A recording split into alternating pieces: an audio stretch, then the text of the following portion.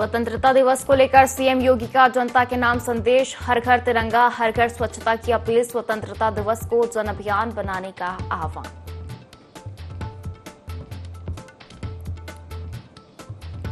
बदायूं के बरेली मथुरा हाईवे पर हादसा। तेज रफ्तार कार पोल से टकराई, 3 युवकों की मौत, 2 गंभीर रूप से घायल।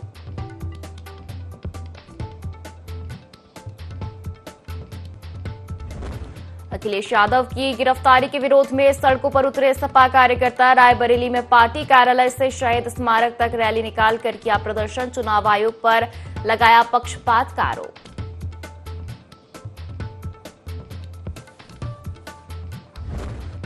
मथुरा में जर्जर मकान की छत गिरी, मलबे में दबने से भाई बहन की मौत, 6 लोग घायल। हादसे के समय खाना खा रहा था परिवार। कोसी कला थाना क्षेत्र में हुआ हादसा।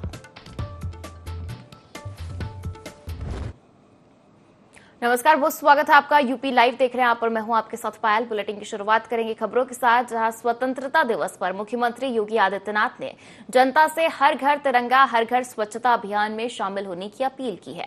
उन्होंने कहा कि हम सब मिलकर इस पर्व को जन अभियान बनाएं।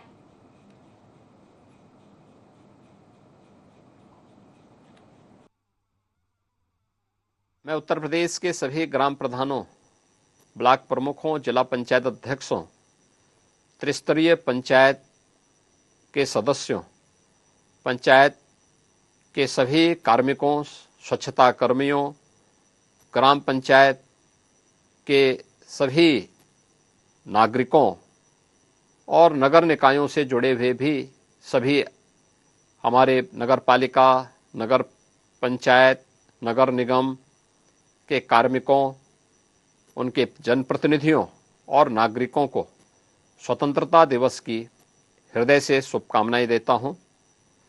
इस स्वतंत्रता दिवस पर हम सब एक साथ, एक स्वर में, एक संकल्प के साथ आगे बढ़ रहे हैं। हर घर तिरंगा, हर घर स्वच्छता, अर्थात स्वतंत्रता का उत्सव स्वच्छता के संग। यह केवल एक अभियान नहीं, बल्कि भारत माता के प्रति हमारा प्रण है। तिरंगा हमारी आन बान शान है। और खबरों में आगे बढ़ेंगे, जहां लखनऊ में मुख्यमंत्री योगी आदित्यनाथ से आज Bodhisattva university, doctor KNS memorial medical college Barabanki व हॉस्पिटल की चेयरपर्सन डॉक्टर मधुलिका सिंह ने सीएम हाउस पहुंचकर मुलाकात की। उन्होंने जिला सहकारी बैंक अध्यक्ष अरुण सिंह के 2 वर्ष का कार्यकाल पूर्ण होने पर बधाई दी और विभागीय मुद्दों पर विस्तृत चर्चा की।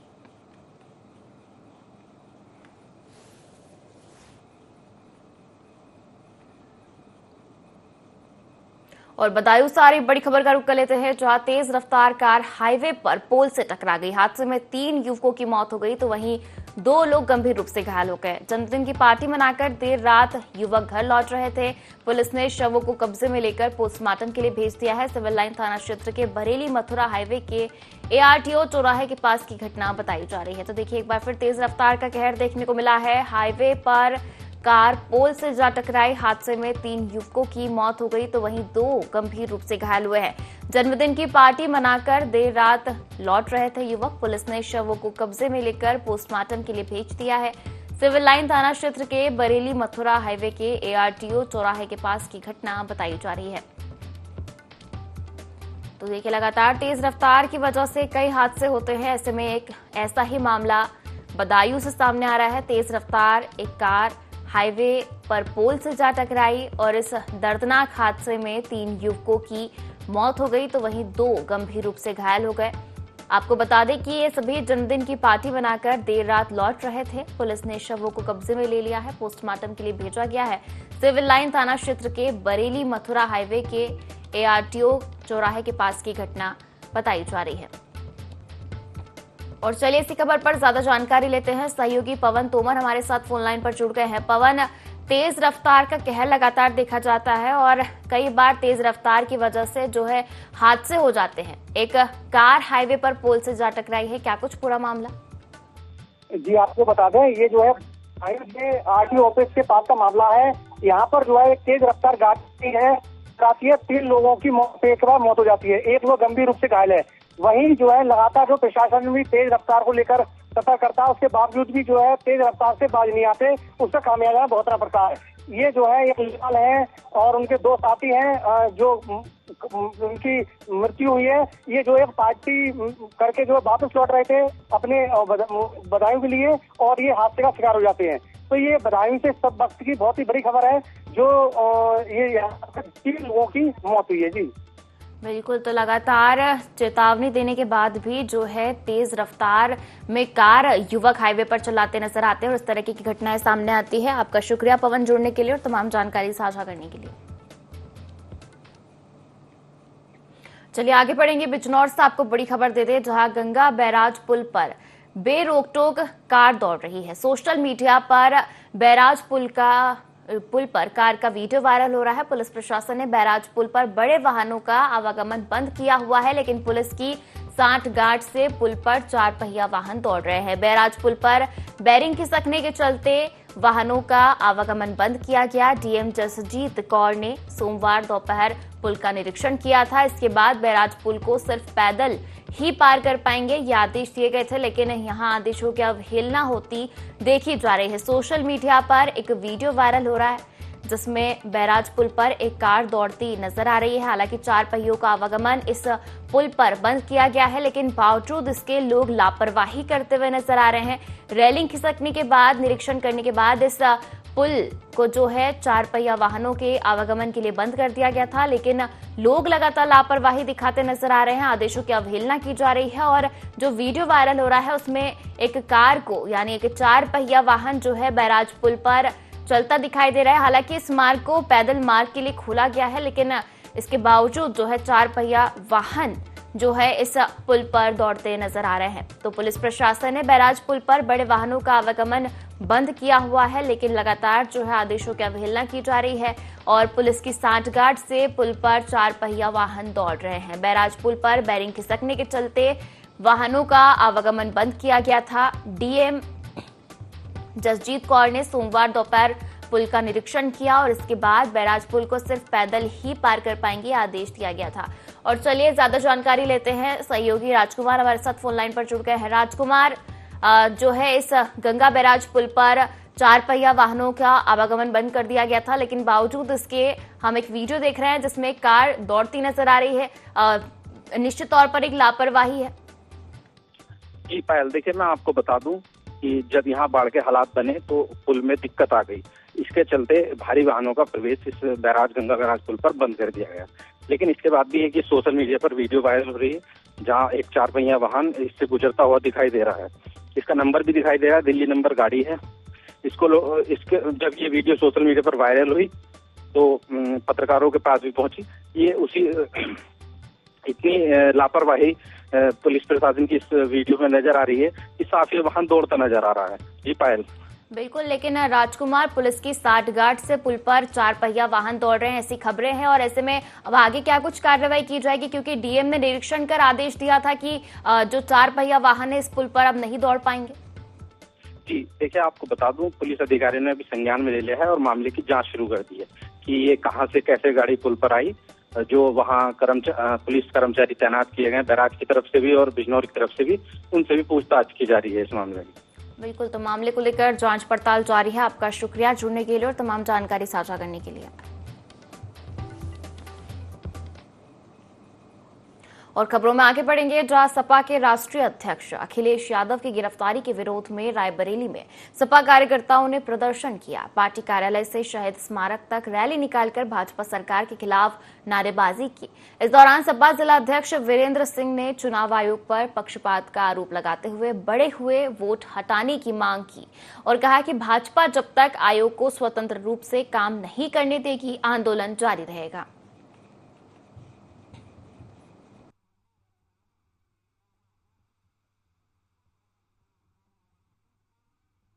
सरकार जो नरेंद्र मोदी के नेतृत्व में चल रही है, भारतीय जनता पार्टी की सरकार, ये पूरे देश में वोट चोरी करने का काम कर रहे हैं।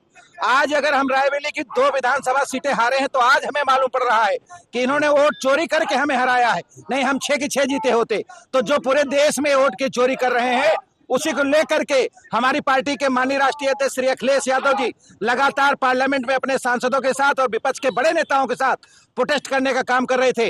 लेकिन आज ये जालिम सरकार, ये हिटलर की सरकार नरेंद्र मोदी की और अमित शाह की सरकार ने उन्हें गिरफ्तार करने का काम किया है। अगर लोकतंत्र में अपनी आवाज कोई उठा रहा है तो उसकी जांच ना करा करके गिरफ्तारी, ये कोई तरीका है लोकतंत्र में?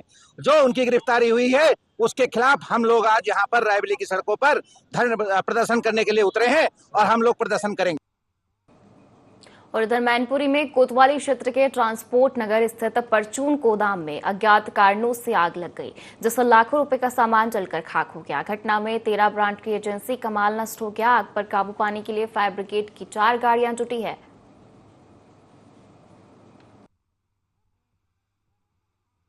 मुझे सुबह 6 बजे सूचना मिली है कि आपकी गोदाम में आग लग गई है। चाचा की कॉल आई है। इसमें सर 3 फर्मों का माल है, super store, super sales, super traders. इसमें सर अमूल है, हल्दीराम है, आईटीसी सिगरेट है और परफ्यूम है, बिस्कुट है, चिप्स है सर, क्यू कार्बिन, मेरको, फ्रूटी, परफेटी। करीब 15-16 एजेंसियों के काम है सर। इसका कोई पता ही नहीं, चाचा को पता होगी। ये फायर ब्रिगेड सर सुबह 6 बजे से लगी हुई है, कम पड़ रही है फायर ब्रिगेड। पानी की आग सुबह पूरी जल चुकी है। सुबह फायर ब्रिगेड ने काबू भी कर लिया था आग पे, लेकिन पानी कम पड़ गया, फिर दोबारा आग बढ़ गई।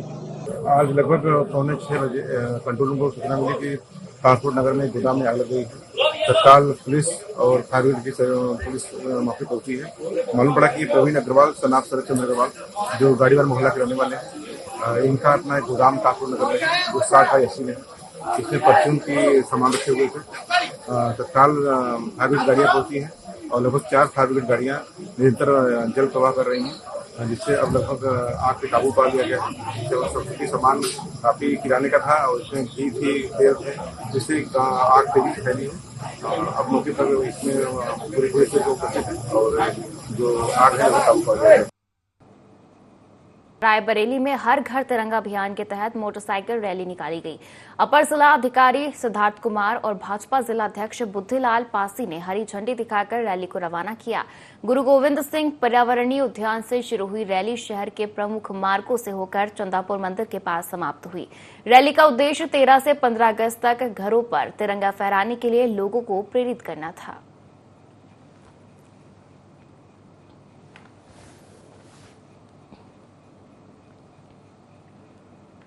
और अगली खबर का रुख करेंगे, जहां मथुरा में कोसी कला थाना क्षेत्र के दिल्ली गेट निकासा पर एक जर्जर 2 मंजिला मकान की छत गिरने से 2 सगे भाई बहन की मौत हो गई और 6 लोग घायल हो गए। हादसा उस समय हुआ जब परिवार खाना खा रहा था। मोहल्ले वासियों ने मलबा हटाकर सभी को बाहर निकाला और घायलों को अस्पताल भेजा। पुलिस ने मौके पर पहुंचकर राहत कार्य कराया और मृतकों के शव को पोस्टमार्टम के लिए भेज दिया है।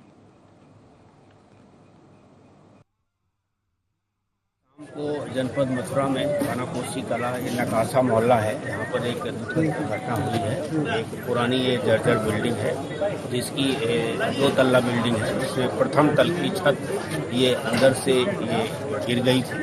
ये जर्जर बिल्डिंग थी। तो इसमें ये एक शहजाद व्यक्ति है, उनके 2 बच्चे हैं। एक 12 साल का बेटा है और एक 6 साल की बेटी है। उसकी मृत्यु हो गई थी और बाकी 6 लोग घायल हुए हैं। रेस्क्यू टीम ने तत्काल वहाँ से निकाल के हॉस्पिटल भेजा है, उनका उपचार अभी चल रहा है। बाकी और भी हम लोग देख रहे हैं उसको किस तरह से हम उसका समाधान कर सकते हैं। पीडब्ल्यूडी की, राजस्व की सभी टीमें मौके पर मौजूद हैं। और बड़ी खबर जालौन से, जहां सराफा कारोबारी के घर को चोरों ने निशाना बनाया। चोरों ने सोने चांदी के जेवरात और नकदी पर हाथ साफ किया है। घर के भीतर परिवार सोता रहा। चोरों ने चोरी की वारदात को अंजाम दिया। घर में सीसीटीवी कैमरे लगे हुए थे, जिसमें चोर कैद हुए हैं। पीड़ित ने पुलिस को मामले की तहरीर सौंपी है। उरई कोतवाली क्षेत्र के इंदिरा नगर इलाके का मामला बताया जा रहा है। तो देखिए, सराफा कारोबारी के घर को चोरों ने निशाना बनाया है। चोरों ने सोने चांदी के जेवरात और नकदी पर हाथ साफ किया है। घर के भीतर परिवार सोता रहा और चोरों ने चोरी की घटना को अंजाम दिया। घर में लगे सीसीटीवी कैमरे में ये पूरी वारदात कैद हो गई। पीड़ित ने पुलिस को मामले की तहरीर सौंपी है। उरई कोतवाली क्षेत्र के इंदिरा नगर इलाके का मामला बताया जा रहा है। और देखिए, जो सीसीटीवी में वारदात कैद हुई है उसमें जो है चोरी करते हुए चोर साफ देखे जा सकते हैं और ये वीडियो जहां अलमारी पर हाथ साफ किया है, सोने चांदी पर हाथ साफ किया है चोरों ने। तो देखिए, सोने चांदी के जेवरात और नकदी पर चोरों ने हाथ साफ किया है। और खबरों में आगे बढ़ेंगे, जहां गाजियाबाद में दिल्ली मेरठ एक्सप्रेस वे पर भोजपुर के पास तेज रफ्तार ट्रक ने डायल 112 की पीआरवी को टक्कर मार दी, जिससे सिपाही अनुज कुमार की मौत हो गई। हादसा उस वक्त हुआ जब अनुज कुमार और सिपाही पंकज एक थार कार हादसे में राहत कार्य कर रहे थे। ट्रक की टक्कर से अनुज गंभीर रूप से घायल हो गए और अस्पताल में उन्होंने दम तोड़ दिया। अनुज 2011 बैच के सिपाही थे और मुजफ्फरनगर के नेहगाड़ी गांव के निवासी थे। पुलिस ने ट्रक और चालक को हिरासत में ले लिया है।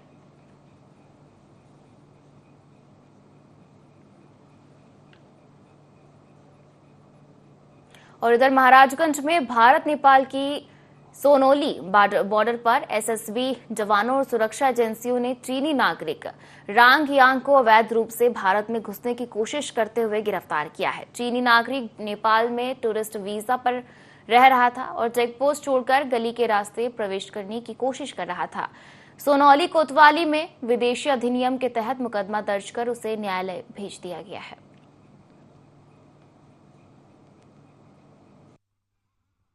बॉर्डर पर एसएसबी के जवानों द्वारा चेकिंग के दौरान एक व्यक्ति को रोका गया, उससे पूछताछ की गई तथा तलाशी ली गई तो यह ज्ञात हुआ कि वह चीनी नागरिक है। उसका नाम जांग योंग है और वह सांगी चाइना का रहने वाला है।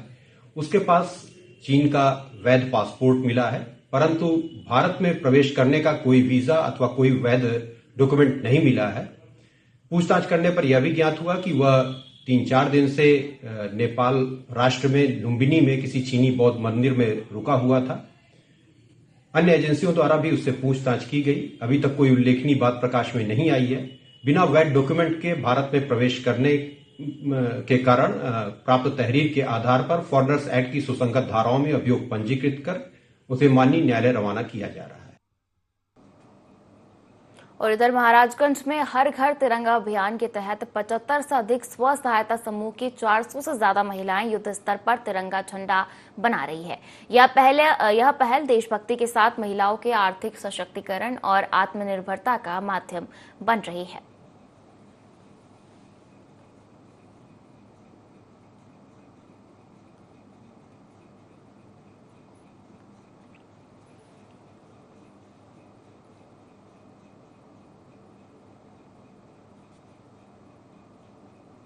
और महाराजगंज में खाद वितरण के दौरान विवाद की घटनाएं सामने आ रही है।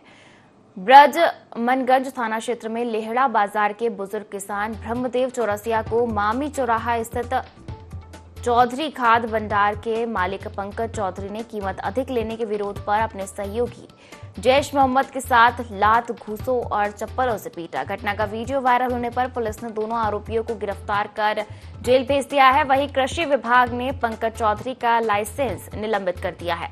इससे पहले नौतनवा में भी खाद को लेकर मारपीट हो चुकी है।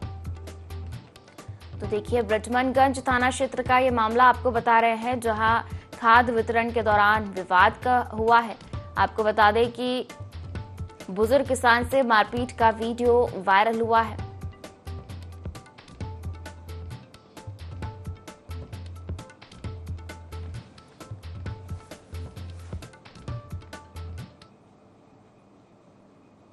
इधर बुलंदशहर की सिकंदराबाद पुलिस ने वीरखेड़ा में हिंदुओं को प्रलोभन देकर ईसाई धर्म में परिवर्तित करने की कोशिश कर रहे गैंग का भंडाफोड़ किया है। गैंग के 9 सदस्यों को गिरफ्तार किया गया है, जिनमें एक महिला भी शामिल है।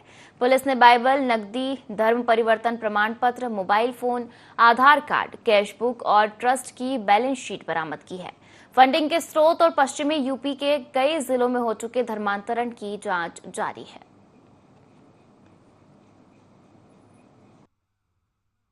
सिकंदराबाद की पुलिस टीम को सूचना मिली कि ग्राम वीरखेड़ा में कुछ बाहरी लोग आकर स्थानीय लोगों का धर्म परिवर्तन कराने का प्रयास कर रहे हैं। इस सूचना के आधार पर कुल 9 लोगों को गिरफ्तार कर हिरासत में लेकर पूछताछ की गई और इनके द्वारा यह बताया गया कि वे आसपास के जनपदों में घूम फिरकर ईसाई धर्म का प्रचार प्रसार करते हैं और स्थानीय लोगों को जो है रुपए का प्रलोभन देकर ईसाई धर्म में परिवर्तन कराते हैं। इनके पास से जो है नगद पैसे, बाइबल, प्रार्थना पत्र और धर्म परिवर्तन प्रमाण पत्र के अलावा 9 मोबाइल जो है विभिन्न कंपनियों के बरामद हुए हैं। आरोपी व्यक्तियों को पूछताछ कर हिरासत में लेकर माननीय न्यायालय के समक्ष पेश किया जा रहा है। और इधर पीलीभीत में प्रभारी मंत्री बलदेव सिंह ओलख की मौजूदगी में बाढ़ तैयारी को लेकर बैठक हुई, जिसमें बताया गया कि जिले में 7 कंट्रोल रूम, 32 बाढ़ चौकियां, 34 शरणालय, 67 नाविक, 90 गोताखोर और मेडिकल टीमों की व्यवस्था की गई है। मॉक ड्रिल पूरी हो चुकी है और 500 राहत किट तैयार है। शारदा, गोमती, देवहा, कैलाश और माला नदियां जिले से होकर बहती है।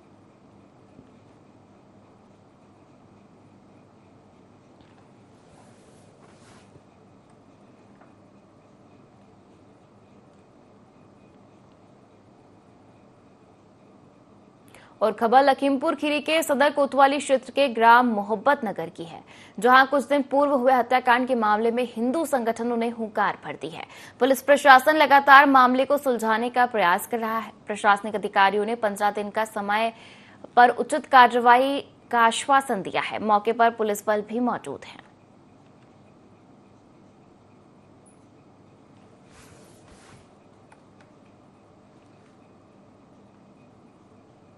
और बस्ती की परसरामपुर पुलिस और स्वाट टीम ने नशे के खिलाफ कार्रवाई करते हुए नशा तस्कर पति पत्नी को गिरफ्तार किया है। आरोपियों से 1 किलो 10 ग्राम मॉर्फिन बरामद की है, जिसकी कीमत 1 करोड़ रुपए से ज्यादा बताई जा रही है। आरोपियों में नशा बेचने और एक संगठित गिरोह से जुड़े होने की बात कबूली है।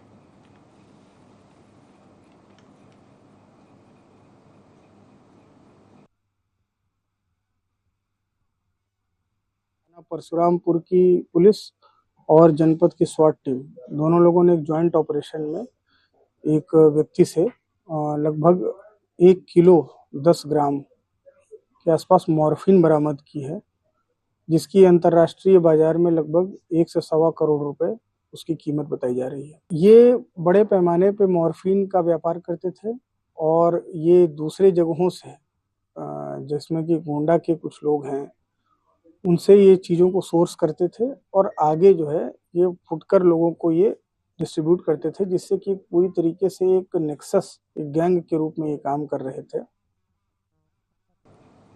इसी के साथ इस बुलेटिन में फिलहाल इतना ही। आप बने रहिए ND24 के साथ। नमस्कार।